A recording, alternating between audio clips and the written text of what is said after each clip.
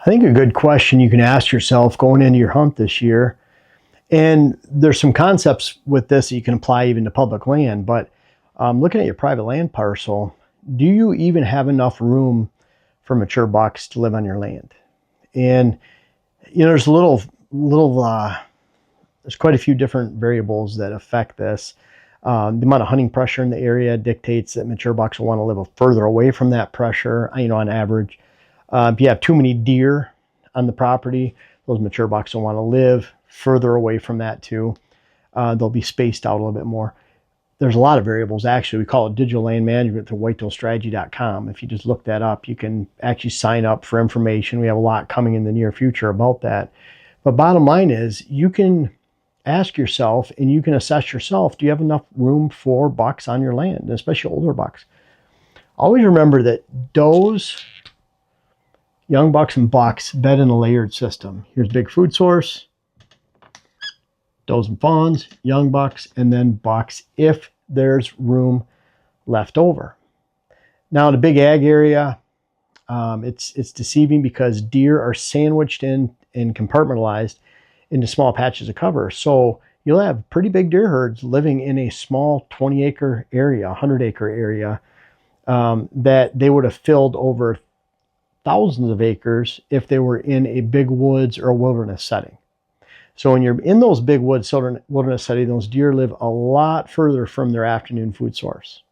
I'm thinking bait piles up in the UP in Michigan where people hunt, because of the hunting pressure there and because of the intrusion going in and out, and the bait piles being a food source, a high-risk food source, you might find that those mature bucks are living a half mile away or more from those bait piles back in the woods, even if they are coming to those bait piles on a daily basis, which would probably be well after dark, hours after dark.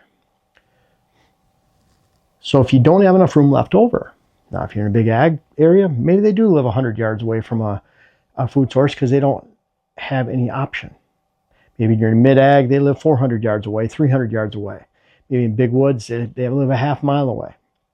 The bottom line is you can look at that and say, oh, yep, I have my food. So here's where bucks might bed back here.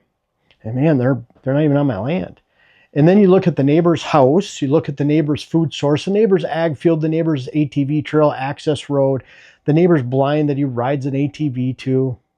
You can look at your food plots, you can look at your house, your cabin, you can look at your access, and you start to think, if those pieces are in the way of this food to bedding 100 to 1,000 yard movement, and where a buck will live based on his afternoon food source, you can easily see why there's not a lot of locations, unless you actively manage your land, where a mature buck can actually live.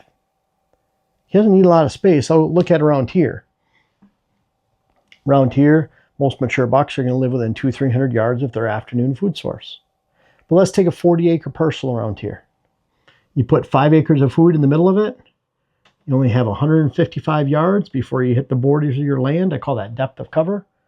That's a bad ratio because that 40-acre parcel is 440 yards wide, and you only have 155 yards of depth in any direction. That's 155 out of 440. That's bad, really bad. So there's not enough room for a mature buck to live there. He'd be outside this bubble right here.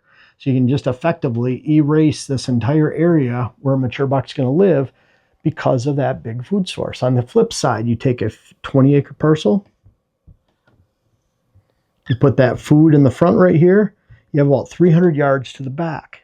Even if you leave enough room in the front, so it's screened, side to get around, you'll have about 300 yards plus to the back in there between does and fawns, young bucks. That mature buck finally finds that spot he can live, unless there's an ag field right back here. Maybe there's ag here. Maybe there's ag on this side too. Road down here. In that case, maybe if you're in a high ag region, that buck has no choice but to live on that 20 acres. That's a different scenario. He's doing that because he has no choice. And they have to understand that in some big ag areas, deer will live and do things because they have no choice. It's time to start checking out seed and food plot seed, wildlife blend seed right now. We have it available all year at purewildlifeblends.com. But we call it Pure Wildlife Blends for a reason. We use no junk, no fillers, no bad seed combination. I infuse 25 years of food plot and wildlife blends research into each and every product personally, what I've written about, web classes, hundreds of articles and videos. It's all here to help you out. But again, check out purewildlifeblends.com. It's a great time to do so. So always look at these distances right here, that 100 to 1,000 yards. Just say on average 300 yards, 400 yards, weighted towards the more private land areas with ag. But let's just say 300 yards that deer will live from their afternoon food source, 200 yards, 400 yards, depending what kind of area you're in. And if that's fragmented by roads, houses, poor access, lakes, ponds, rivers, streams, areas of bad habitat, open hardwoods, then that pushes those distances out an incredibly greater distance. And that's where the problem comes in. So going into this season, I'm looking at, here's my food, here's my depth of cover, and then you ask yourself, is there enough room left over for mature bucks? And if not, move the food, get rid of the food, consider changing hunter access routes, consider changing a stand location right in the middle of your property. Consider not blowing your scent into a sanctuary, only hunting certain stands with the best winds, maintaining that hunting pressure low. It doesn't matter if the hunting pressure is high in the area. If the deer assume that the hunting pressure is low on your land because you manage your hunt and your habitat well, then that's where they'll be. But that's how you end up creating more room for mature bucks. And I think it's really important just to even start out the season of planning and look at your land and ask that question, do you even have enough room for mature bucks left over in the first place? And if not, right now, mid-March when we're shooting this, there's still plenty of time to make some changes so that you can have a great hunt and experience a great herd built by great habitat and planning for this fall. Hey guys, thanks for watching the video all the way to the end. I really want to remind you about our food plot seed company, Pure Wildlife Blends. I even have clients that don't realize we have our company, but the food plot seed blends are flying off the shelves, and that's a great thing, and that always happens this time of year. I encourage you to check out everything. Again, purewildlifeblends.com, links in the description. But at the same time, we always carry inventory. So if you are the type that puts it off to the last minute, order it in July, we'll have it.